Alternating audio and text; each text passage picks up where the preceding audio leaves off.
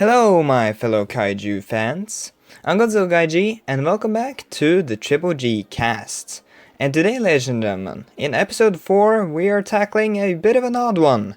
Today, we're looking at Takeru Yamato, also known as Orochi the Eight-Headed Dragon.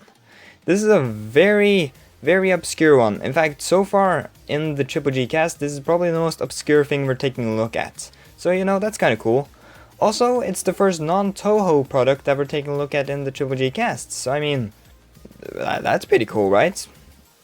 Well, either way how you look at it, we're gonna be taking a look at this movie today, just because I recently watched it, and I was like, yeah, I can make a video on this. Oh, and also, there will be spoilers for the film, so if you care about spoilers, then leave the video right now, watch the movie, somehow, and then come back, or if you don't care about spoilers, then be sure to stick around. Anyways, before I get into my actual thoughts on the movie, some information about it first. This movie came out in 1994 and is directed by Takao Okawara.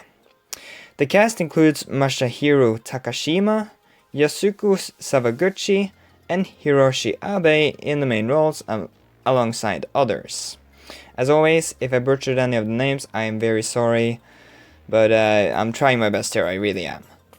Anyways, the movie is 105 minutes, and now I'm going to read a quick plot synopsis from Letterboxd. After killing his brother, Prince Yamato is banished from his father's kingdom until he can bring his dangerous powers under control. On his journey, he meets and joins with the magical priestess Oto, and together they go to fight against an evil god that has been ravaging the earth in the form of an enormous hydra. Will Yamato ever return home to reclaim his rightful place on the throne? Alright, so that was the quick plot synopsis. Like always, all credit to that goes to Letterboxd, so yeah. Anyways, with that out of the way, let's talk about my personal feelings and thoughts about this movie. As always, I'm going to go over my 5 bullet points, that being the story, characters, kaiju stuff, music, and other things I want to talk about. You guys know the drill by now probably, so let's just get into it. And we're starting with the story. Now, the story of this movie, I honestly found it to be very compelling.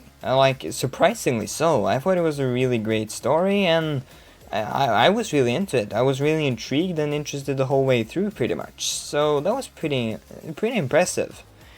The redemption story here is just pretty strong in my opinion. And it is also helped by the characters, which I'll talk about in a bit. But overall, I thought the story here worked very well. The pacing was a bit off at times, though, I will say that. There were some points that were a bit slow, or a couple of plot points that kind of felt a bit forced in, like they didn't feel like they worked into the story naturally. But that didn't happen most of the time. Those were rare occurrences. So overall, I have to say, I really liked the story here. I liked the redemption story. I think it was pretty great, honestly. Which again, kind of surprised me, but yeah, I think it's really good. And it's probably very different from most other kaiju films I watched. So maybe that has something to do with the fact that I really enjoyed it. But yeah, overall, the story here, pretty great in my opinion, despite a bit off pacing at times. Now as for the characters, I like the story. I didn't expect this, but I actually enjoyed the characters a lot. Like, a lot more than I thought I was going to. Especially the main character himself, Yamato Takeru. He was a great protagonist, honestly.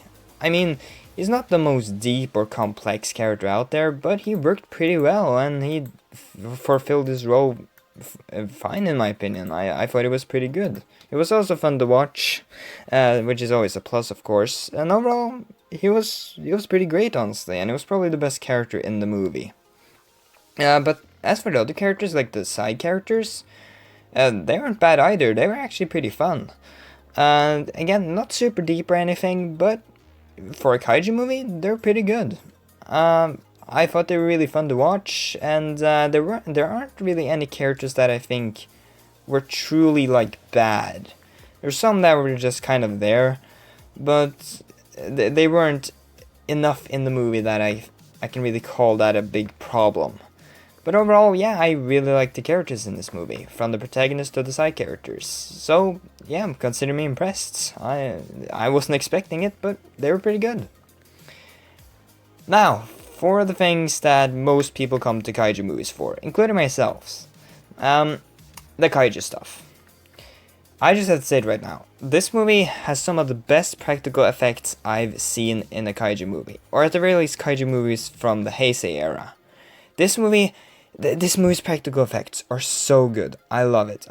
Whenever there were a kaiju on screen, it looked fantastic. I absolutely loved it. Like, it's up there with some of the best from Godzilla and Gamera. Like, seriously, it was fantastic. Also adding to that is the fact that the creature designs in this movie and the kaiju designs and all that were awesome, honestly. I loved basically all of them. With in my opinion, the standard being Orochi, the 8-headed dragon. His design was just, it was amazing. I mean, yeah, a bit similar to King Ghidorah, but it was just different enough to where I can really appreciate Orochi for what it is. And I mean, just seeing an 8-headed dragon, I mean, that's pretty cool, you gotta admit. Then there were also the other ones that showed up, like Utsunu Ikusagami, I think its name was. It's like the giant angel guardian thing that the main character turns into at the end. That thing was bizarre, but it was kind of awesome, like the previous one. I mean, it didn't have a face, which was a bit odd, but overall, it was still kind of awesome, despite how weird it was. I can't really explain it much more than that. It's just so out there and weird that it becomes great. Oh, and there was also like a lava monster. Not even like a kaiju, like a relatively small lava kaiju. No, lava monster. And there were also like a water kaiju. They were pretty cool as well. Again, the practical effects definitely help here. They looked really good, but they weren't really enough in the film that I can really say much about them. They were just kind of fun additions, you know? Oh, and there was also a bird.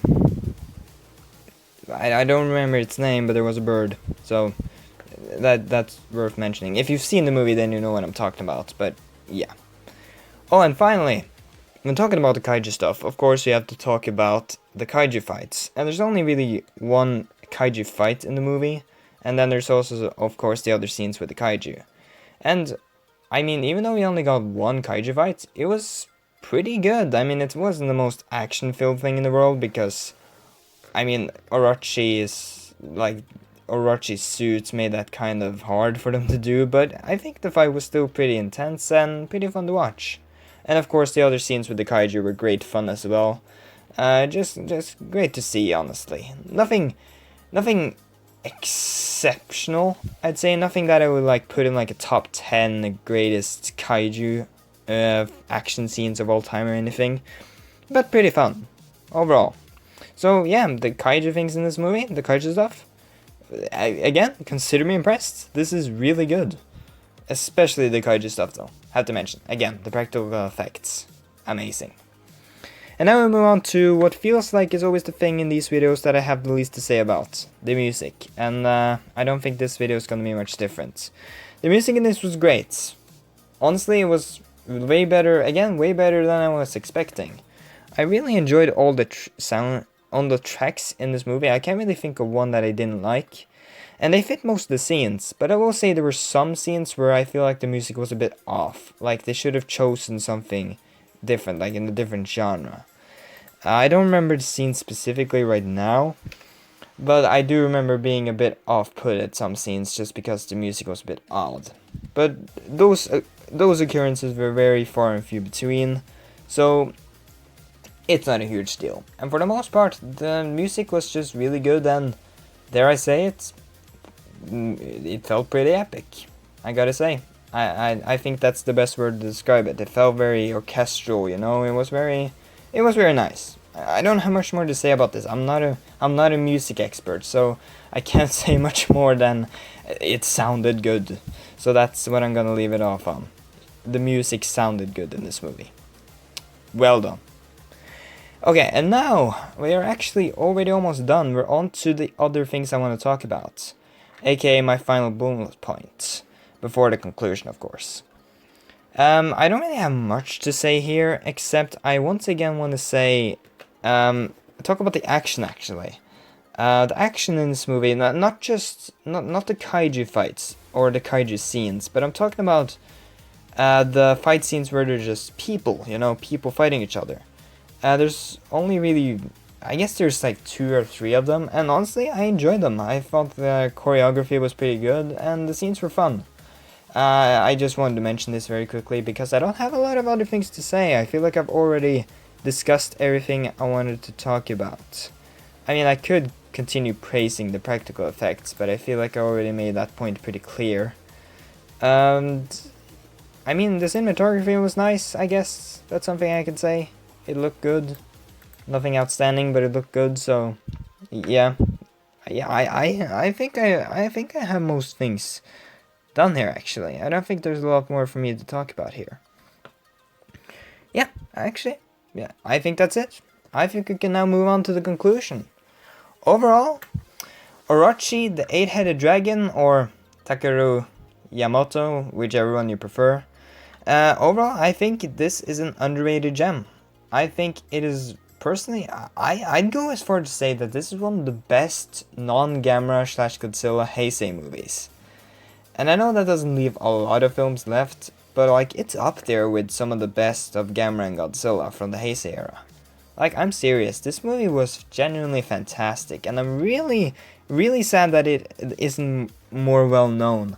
I think on Letterboxd it only has like 270 people that have watched it, or logged it there, and that's pretty sad because this movie really is good. Like I said, I think it's an underrated gem, and if you haven't watched it, then I really do suggest that you go and watch it, especially if you're a fan of the Heisei type kaiju movies, ones that take themselves a bit more seriously than the silly Showa stuff. I think you'd enjoy this a lot, and even if you're not like a super big fan of the Heisei era, I'd still say check this one out. I think it's a really great watch. And overall, I'm actually going to be very generous here and give Takeru Yamato, or Orochi the Dragon, a 9 out of 10. Yeah, very high score, I know, but I don't know, man, I just really enjoyed this one. I think it's really great. Again, be sure to watch it if you haven't already. Try and seek it out, it's really good. But anyways, guys, yeah, that pretty much makes it for the video. So thank you guys so much for watching this 4th installment of the Triple G cast. If you liked the video, then be sure to give it a like and comment down below something, just anything, because it helps with the YouTube algorithm and all that. And if you have enjoyed my content and you want to see more, then be sure to subscribe and hit that bell for notifications so that you never miss one of my uploads. And yeah, that's pretty much it. I'll see you guys in the next video of mine. So see you guys later. Bye bye.